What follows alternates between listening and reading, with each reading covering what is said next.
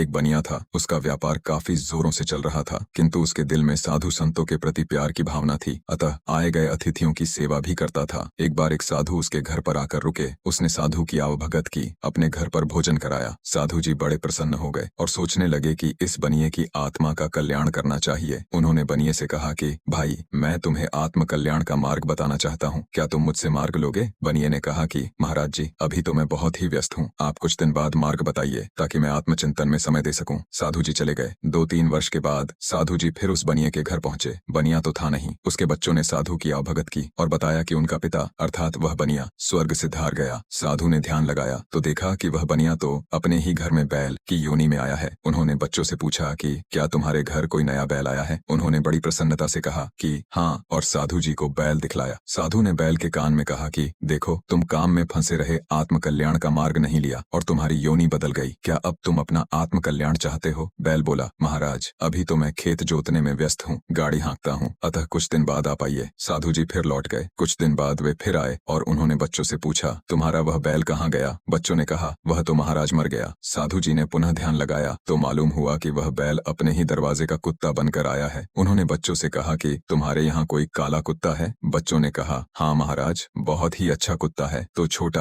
परंतु अभी से भौंकता बहुत है। उन्होंने कुत्ते को साधु जी को दिखलाया। साधु जी कुत्ते के पास जाकर बोले, भाई, अब अपनी आत्मा का कल्याण कर लो। कुत्ता बोला, महाराज, अभी तो मैं घर की रखवाली कर रहा हूँ, अतः आप कुछ दिन बाद आइए, मैं अवश्य आत्म कल्याण कराऊंगा। साधु जी फिर लौट गए। साधु सोचते रहे कि मैंने बनिए की रोटी खाई है, अतः जब तक मैं उसकी आत्मा का कल्याण नहीं करूंगा तब तक साधु कर्म को पूरा नहीं कर पाऊंगा। अतः वह जल्दी से जल्दी उसकी आत्मा का कल्याण करना चाहते थे। कुछ दिन बाद साधु फिर उसी बनिए के घर पहुंचे। उन्होंने बच्चों से पूछा कि वह काला कुत्ता कहाँ गया? बच्चे बोले, वह तो मर गया महाराज। साधु ने पुनः ध्यान करके देखा तो मालूम हुआ कि वह सांप बनकर अपने धन की रक्षा कर रहा है। साधु ने बोला कि तुम्हारे पिता ने तुम लोगों के लिए धन संपत्ति कुछ रखी है? वे बोले, महाराज, रखी तो है, किंतु जब हम उसे लेने जाते हैं तो वहाँ एक सांप आकर बैठ गया है, वह फुफकार मारता है। साधु ने कहा कि तुम मेरी बात मान लो, तुम लोग डंडे लेकर चलो, मैं तहखाना खोलूंगा, वह सांप फुफकार मारेगा, तुम लोग उसे डंडे से मारना, किंतु यह ध्यान रखना कि उसके सिर पर चोट न लगे, नहीं तो वह मर जाएगा, मरे नहीं घायल हो जाए। बच्चों ने वैसा ही किया। जब सांप घायल हो गया तो महात्मा जी ध्यान लगाया और ध्यान की शक्ति से उससे कहा कि अब तुम क्या चाहते हो, बोलो, जिसकी रखवाली की वही तुम्हें डंडों से मारकर घायल बना रहे हैं। सांप दर्द और जख्म से बेचैन था। उसने कहा, महाराज, अब असहनीय दर्द हो रहा है, मेरा आत्म कल्याण कीजिए। तब महात्मा जी ने बनिए की रोटी की कीमत को चुका दिया, उसका आत्म कल्याण कर दिया, ताकि उसकी जीवात्मा फिर 84 लाख योनियों में न भटक सके। दोस्तों, कमेंट में राधे राधे जरूर लिखें।